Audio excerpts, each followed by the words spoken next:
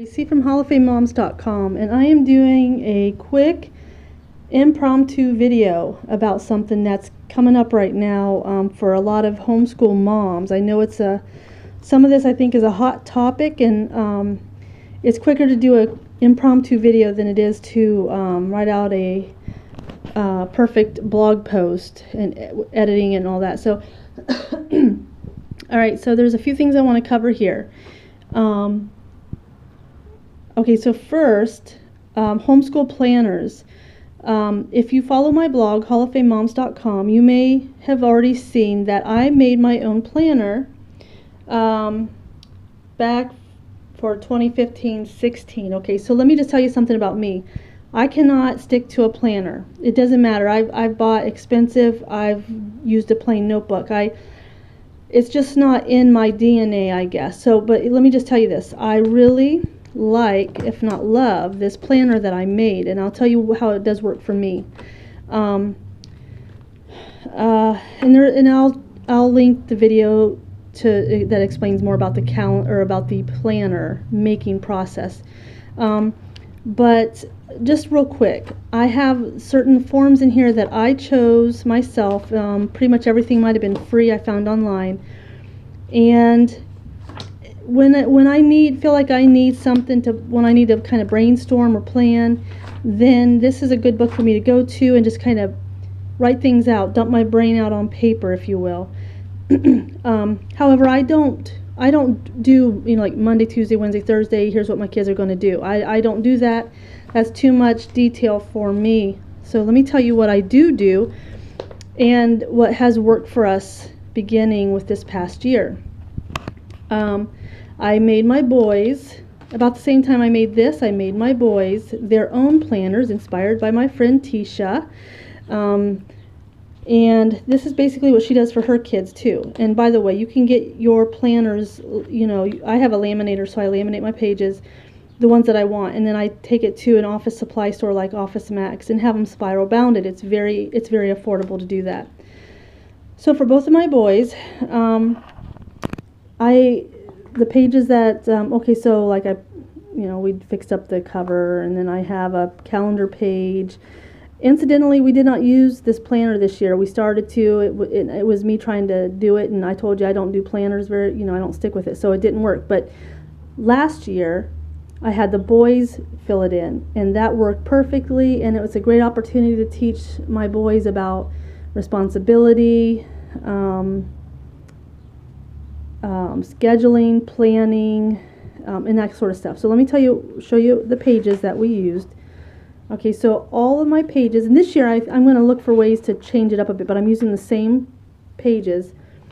So daily assignments, and I'll put links somewhere so you know where to get these.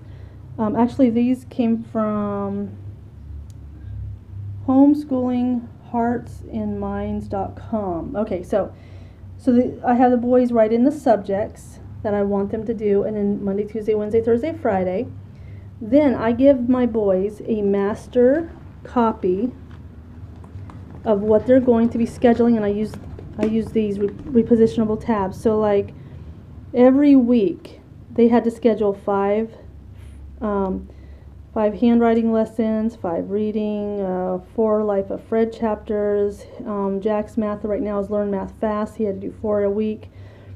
And then 3 days of science, read 1 book per week. Okay, so then that's their master copy, and they get to pick what days they want to plug that in.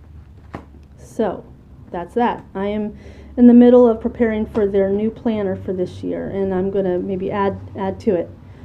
Okay, with that said, okay, this is just an old book I have for my high school planning. I've been thinking about homeschooling high school for, I don't know, years, I guess, for years maybe. My oldest is just finishing 7th grade now, so so I'm going to tell you something. I've never tested my kids formally, in fact, we don't even test regularly on anything except the spelling test. This year I only tested my son, my 7th grader, with the California Achievement Test. And it costs $25 through Academic Excellence. If you go through my affiliate link, you'll save $5 on that purchase. And let's see here. So I'm going to just kind of show you real quick. The California Achievement Test, I chose to do it at home for my own purposes. The sections are timed, but I did not make my son stick to the timing because I wanted to know what he knew, where he fell academically. Whether it took him 10 minutes longer than the time tests say to, it doesn't matter. These are for my purpose only. My grades don't go to the state. So anyways, I just want to show you that for testing for 7th grade, it actually covers 7th, 8th, and 9th. And let's see here. It's a bubble test. Okay. So like he filled in the bubbles. In fact, I didn't realize this because I didn't pay that close of attention. There were 9 places in one section he did not answer. Then let me say here, he actually did. We're not a very I don't follow the public school. I'm eclectic in what I do.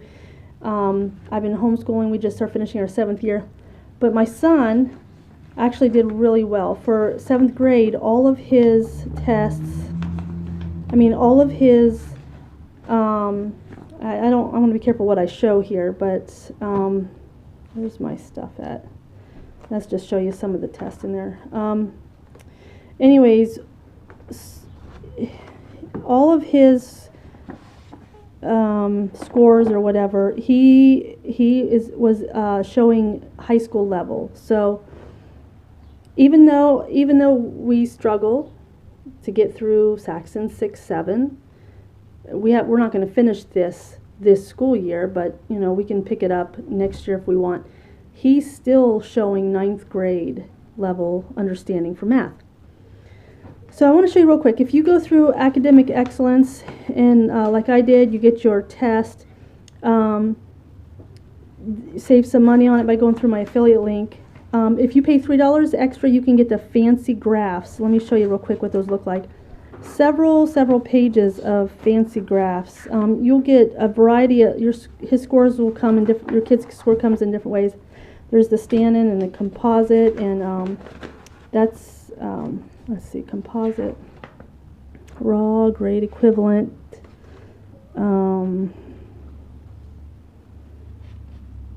Let's see. So that'll give you an idea of how your scores come, and that's.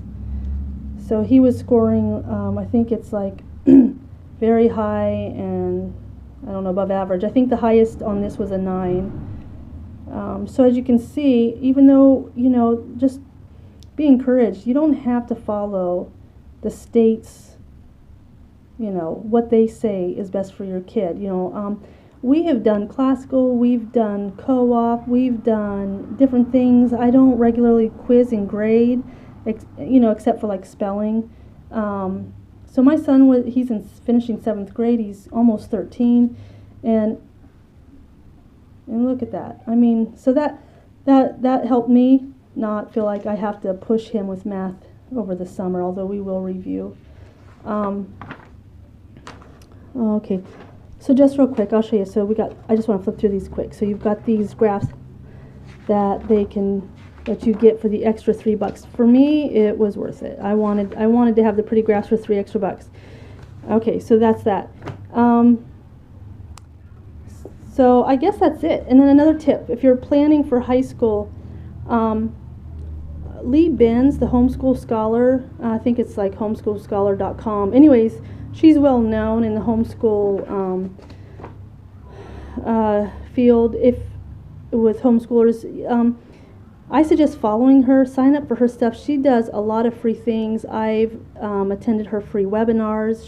She gives you books and all this, wonderful stuff. I've got all kinds of different printables from her saved in this book, just helping me set my mind for homeschooling high school. So anyways, and just a word, even though I have another son, I have never tested him on the CAT or the Iowa or anything like that, and I won't even bother doing that probably until 7th grade, like my oldest. and then just so I have an idea of where they're at before we jump into high school. And then once I get into high school, I'm actually planning on changing my game again with how I want to steer their education.